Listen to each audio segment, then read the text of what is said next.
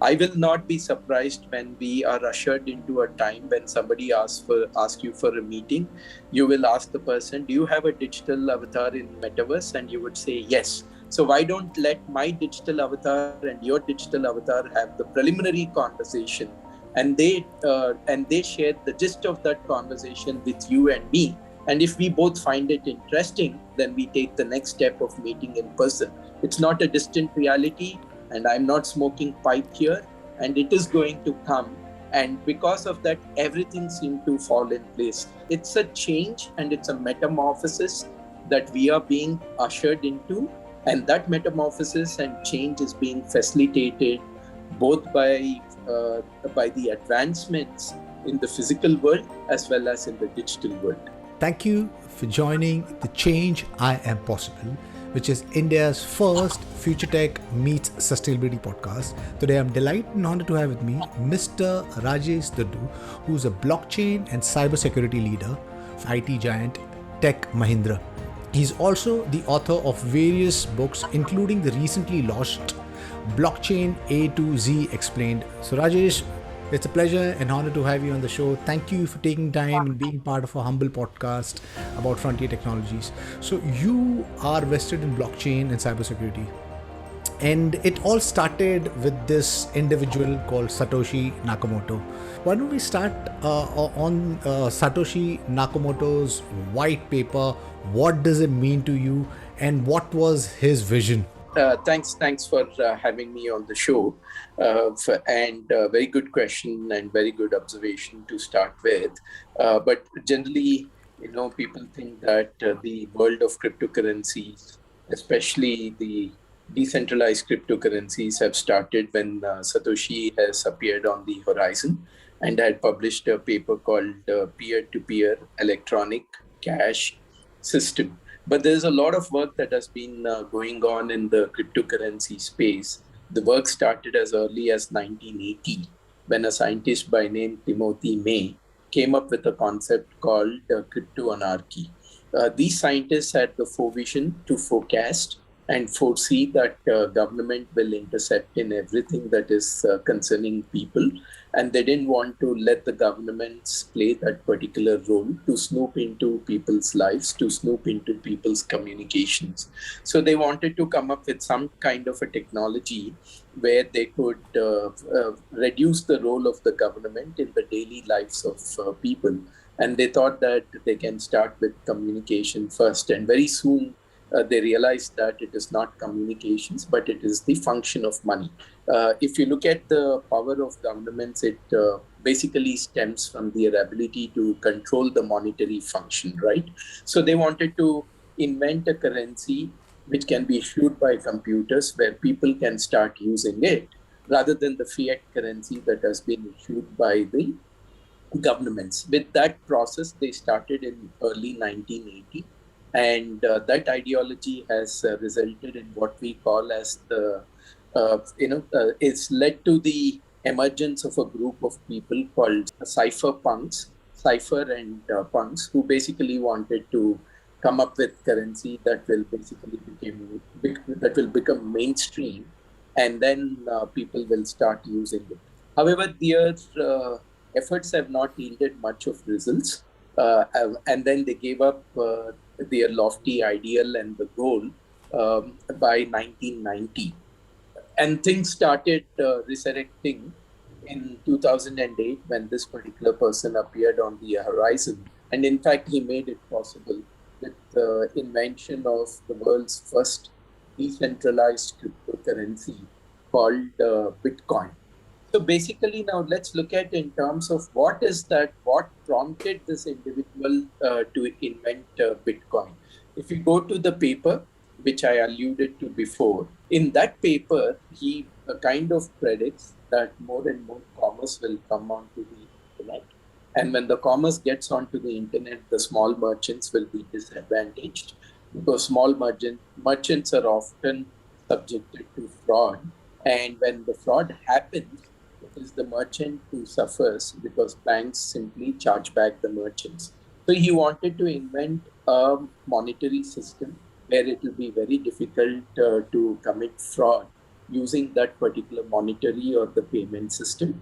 The second, he has foreseen a world where there will be a lot of peer-to-peer transactions, and those peer-to-peer transactions will be micro transactions. For example, if my neighbor wants to borrow my car, I may give it once or twice. But if my neighbor wants to borrow my car on a regular basis, then I would expect something in return. That becomes a peer to peer transaction. And he wanted to invent a payment system that leads to that peer to peer transactions, not only for transaction volume of a good amount, but also a transaction volume wherein the payment gets paid in micro payments. That's where he felt that a Bitcoin-based payment system will be more suitable, and that's how he had come up with the concept of Bitcoin, and the rest is history. Today, the amount of innovation that Bitcoin has spawned globally, and Bitcoin also led to an advent of several cryptocurrencies. All put together today, they are close to about $3 trillion in market capitalization. From you mentioned, from the scientist Timothy May to Satoshi Nakamoto taking on those basic ideas and building on it to currently where it is right now. It's been an amazing journey. What and maybe in the next few decades it could shake the entire centralized institutions, because so far all of our institution, industries, enterprise, big tech, governments have functioned in a extremely siloed and centralized manner. Now this technology promises an openness, transparency of sorts. So, if, talk about blockchain and maybe what's the promise, what's the change it's going to bring to the world, and maybe you could also, since we are the subject of Satoshi Nakamoto and his Bitcoin. Not many people know that I'm sure everybody thinks of him as being extremely idealistic, and the idea was really cool. But there is 1.1 million bitcoins is in his bag, because that's the largest number of Bitcoin. And we at this point in time, nobody knows who Satoshi Nakamoto is. If and when the bitcoins are transferred to maybe another or transacted, will we get to know who Satoshi Nakamoto is? So maybe you could talk about that also, and what changes, what is blockchain and what blockchain can bring to our world. Absolutely, Eddie. So in terms of blockchain, there are a lot of many transformative applications when it comes to blockchain. And what blockchain primarily does is it brings in the trust factor without anybody in between, right? There is no party in center, but still it fosters trust between the participating entities. And the current ongoing pandemic has proven to us multiple times over. Think about the current healthcare industry. Because of the pandemic, we have seen a lot of duplicates being spawned, right? In terms of you have a duplicate vaccine, you have a duplicate mask, and you have duplicate health certificates now, because health certificate becomes prerequisite for people to move freely from one geography to another geography. And people, they don't want they don't want the movement get restrained. And even they have the symptoms, they would like to conceal the symptoms and then produce wrong certificates. And that's where today the existing technology is not able to prevent those kind of practices. Blockchain is also going to play a major role with regards to fake media, with regards to deep fakes, with regard to fake news, and also with regards to IPR infringement and IPR violation. It's another area where blockchain is coming in a major way. And interestingly, what blockchain has done, in addition to transforming the payment applications, whether it is peer-to-peer payments or money remittances, whether it is domestic or international money remittances, it has also triggered new monetization mechanisms and new revenue streams. Now think about the non-fungible tokens, which seems to have taken both the world and India by storm. Every day you're now talking about Amitabh Bachchan monetizing using NFTs. A whopping 8 crores of monetization has happened by Amitabh Bachchan. We are talking about MS Dhoni getting onto the NFT bandwagon. We are talking about Kamal Hassan getting into metaverse and then creating avatars for himself and monetization. Now, let's forget these celebrities. They have enormous opportunities to monetize. But how about general people who are gifted, who are skilled? Their ability to monetize also increases. Gone are the days when people used to invest in digital collectibles the physical collectibles, because physical collectibles occupy a lot of space. Now it is all about digital collectibles. In the digital world, you can collect 100 digital cars, but in a physical world, it becomes extremely difficult to to collect 100 physical cars. So a lot of people are now moving into those aspects where blockchain is trying to protect your digital assets from infringement, is helping you to establish the right ownership, and also protect you from the theft or copying of these digital assets. That's a completely new revenue stream that blockchain is bringing into, in addition to transforming the global supply chains, transforming global finance, and the list goes on. In fact, the list is completely endless. So essentially, if I have to summarize, basically uh, the potential of this particular technology comes from three perspectives. One, are you able to redefine the customer experience? For example, I go to a neighboring med store, and then I see whether it is generic or whether it is branded drugs. I see that, and today I don't have a mechanism to validate whether they are genuine drugs or not. That's where blockchain is going to come to the fore. That's a completely newer customer experience for me. The second one is in terms of is it able to unlock new revenue streams for everybody in the ecosystem? And NFT is a good example that I gave to you with regards to triggering new revenue streams.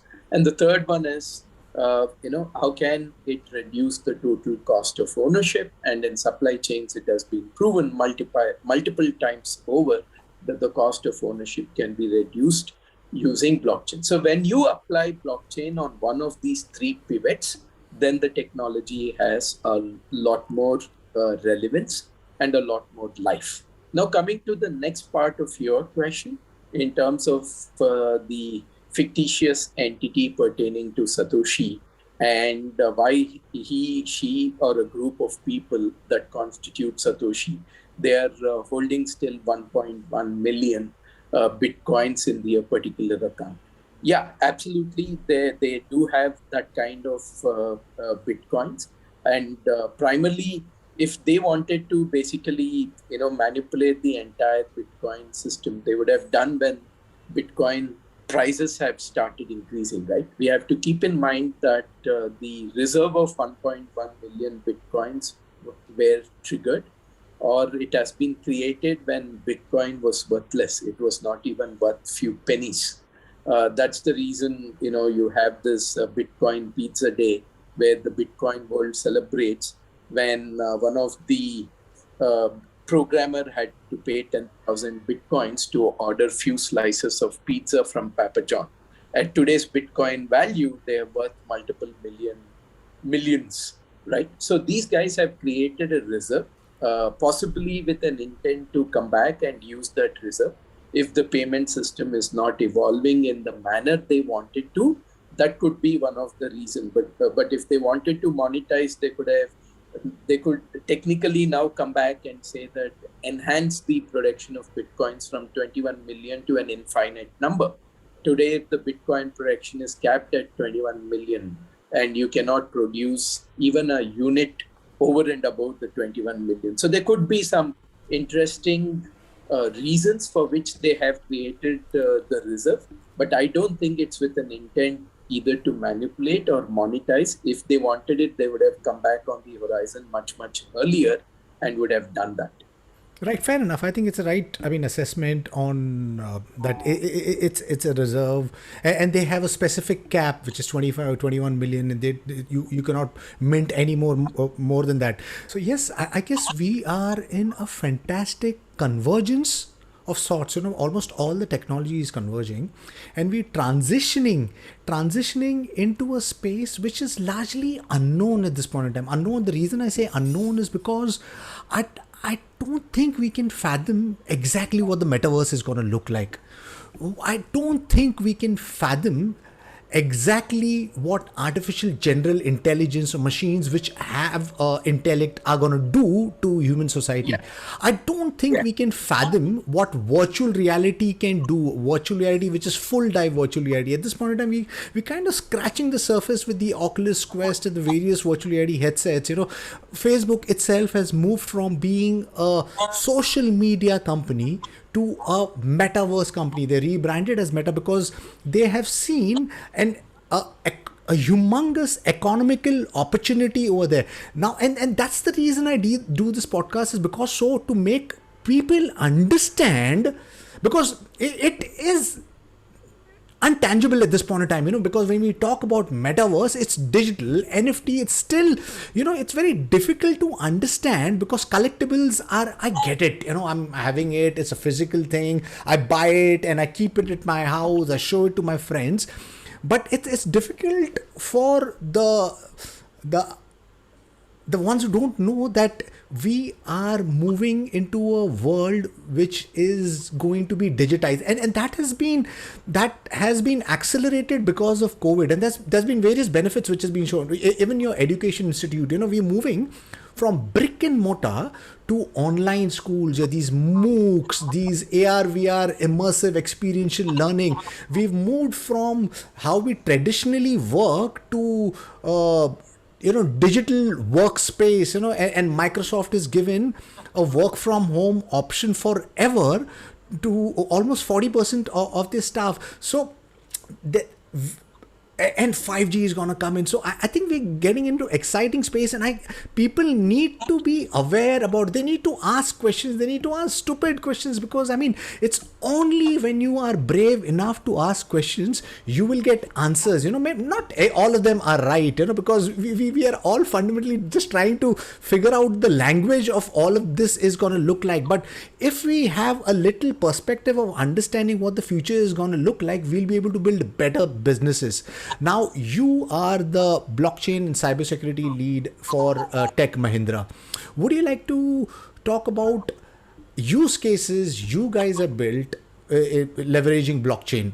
Yeah, absolutely. For several use cases that have been built leveraging blockchain. One of the largest implementation that we did is for India, especially with regards to the telecom subscribers and for the telcos, where we invented a blockchain-based network primarily to fight spam calls and spam text in India. And you know how much nuisance it is. Spam is invading the handsets not only in India, but it is invading the handsets globally.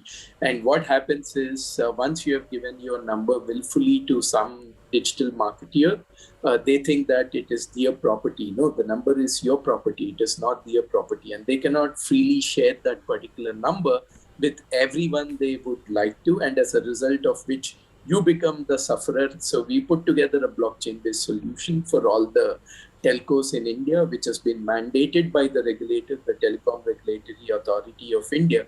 And it has helped us to bring down spam to a great extent, especially from a perspective of unregistered telemarketeers, and also from a perspective of the registered telemarketeers who now tend to be more careful before they just pick up the phone and call the end users. We've done vaccine authentication and vax tracking. We know that unfortunately in the world today, we are in a scenario where some countries are vaccine surplus and some countries are vaccine deficient. And even some of the rich countries who have access to the resources, they are vaccine deficient because they have not taken the lead in terms of procuring those particular vaccines. Now, you cannot be in a situation wherein many of those vaccines go underutilized, unutilized, or get wasted because the supply chain systems are not transparent, and they're completely opaque. So how do you cater to this kind of a scenario where you need to reduce the vaccine wastage? Even in our own country, the vaccine wastage is estimated to be as high as 12 to 15%, and that is quite a lot for a large country like us. So how do we bring blockchain to overcome those challenges? That has been another implementation area. We've done that in money remittances. We've implemented blockchain to comply with the regulatory compliances with respect to money remittances, with respect to payments, with respect to supply chain management.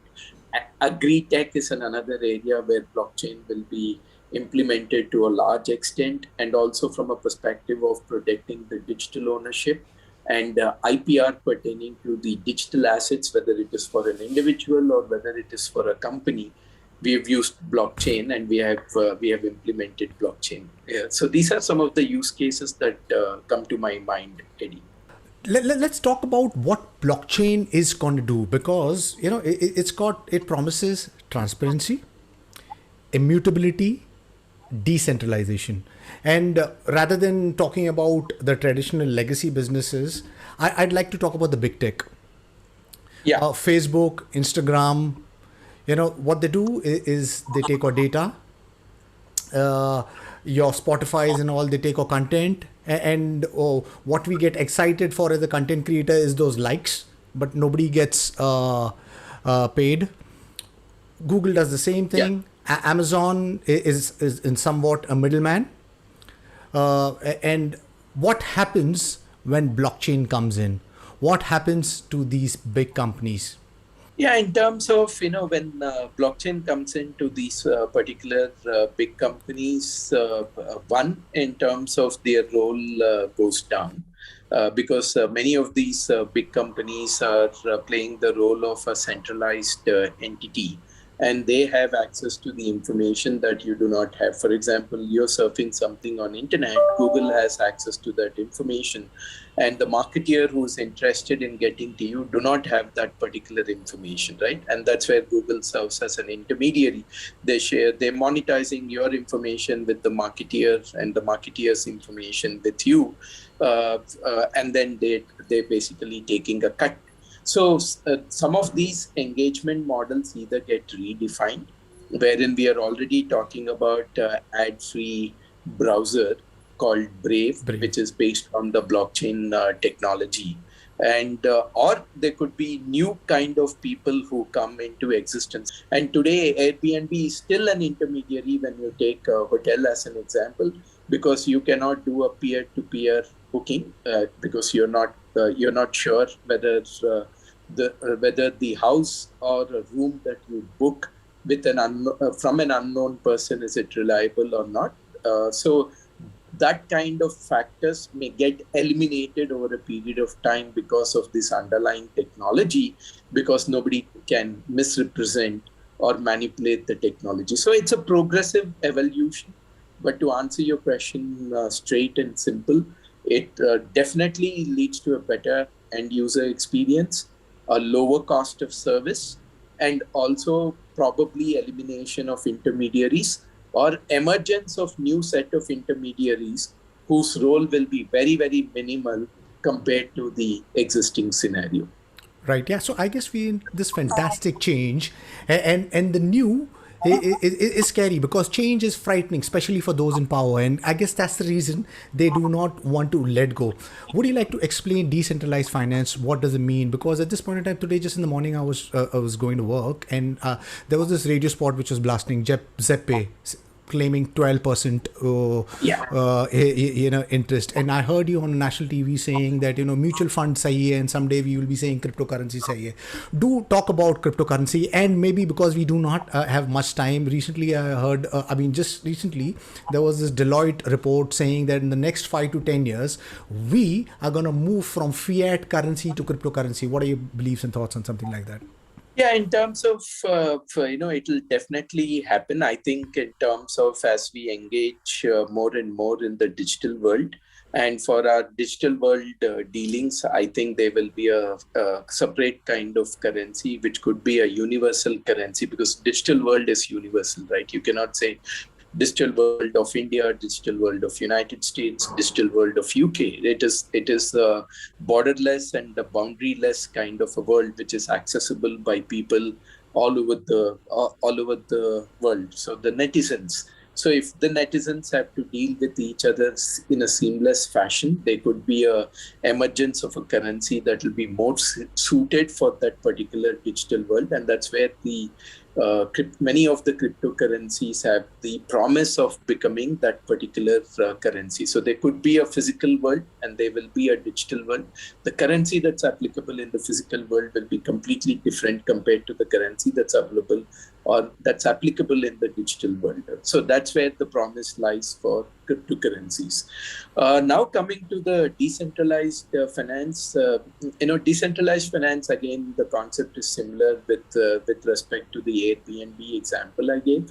Now, you're reducing the role of intermediaries or eliminating the role of intermediaries when it comes to the function of money and when it comes to the lending and borrowing. In a decentralized finance, what happens is those people who have idle funds are connected with those people who are in need of the funds. Today, the banks know about that particular scenario, and that's why they make a cool spread.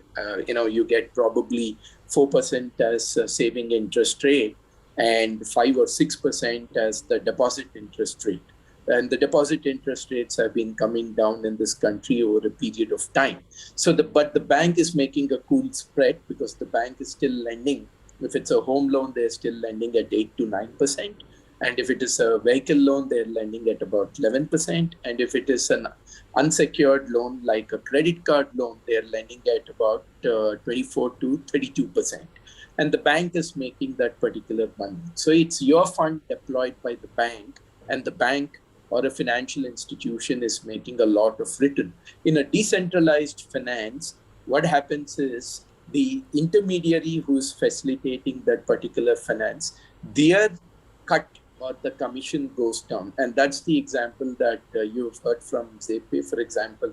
You invest in a coin like a USD backed coin, US dollar backed coin called Tether.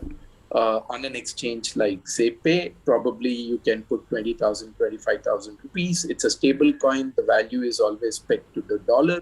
Until and unless some miracle happens in Indian economy, the rupee will appreciate against the dollar. Otherwise, rupee will never appreciate against the dollar.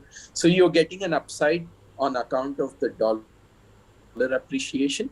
And the second one, once you have bought those coins, instead of putting them idle in your account, you put it for a decentralized finance where the person, the exchange like Zepe is going to take the collection risk, and they're going to give you 12% for coins that in other way would have just uh, been kept idle in your account. So that is the new monetization opportunity that is coming in primarily on account of decentralized finance. Right, right. So you're saying, or if I would like, I mean, if I got you correctly, that this technology, blockchain, DeFi, will eventually take out the intermediaries out of the picture, because and the new is going to be more decentralized, more open, more beneficial for the customer. People to So people. it's a fantastic time to be alive. My last question to you: you've written the new book, Blockchain A to Z.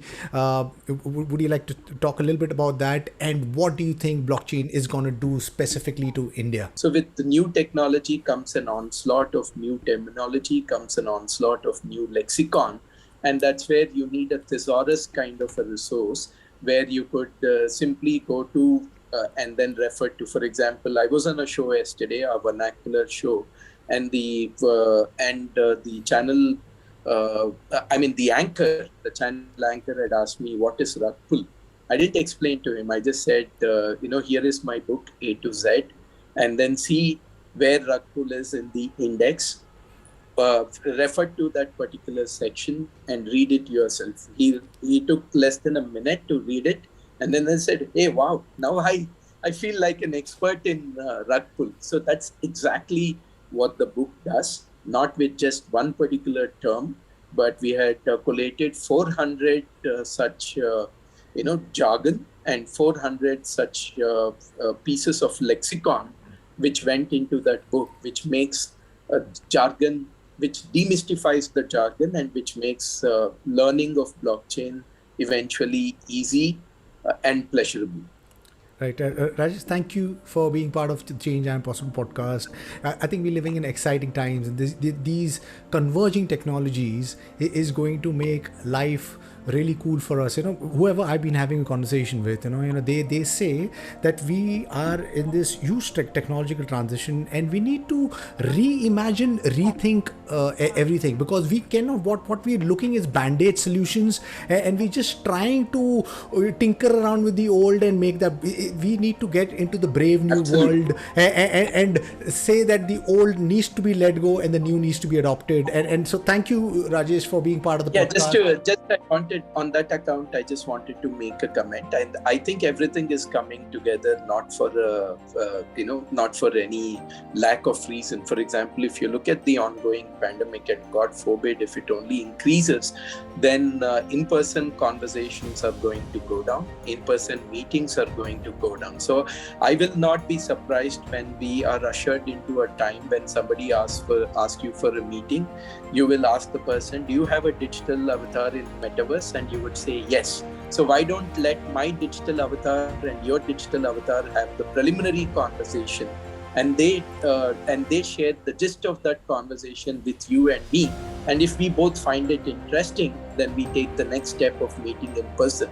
It's not a distant reality, and I'm not smoking pipe here, and it is going to come.